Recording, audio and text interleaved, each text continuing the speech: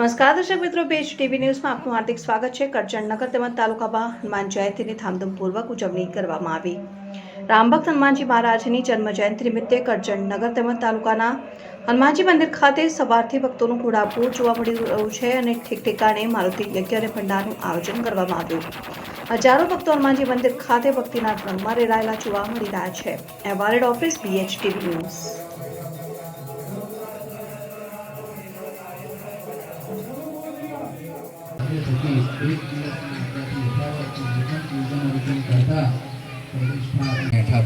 ખાધા હતા ને એમની પાસે શું હતું, એમને કયા યજ્ઞ અનુસાર દરેકના મનુષ્યની અંદર ઉતાર ચઢાવ આવતા રહેતા હોય છે।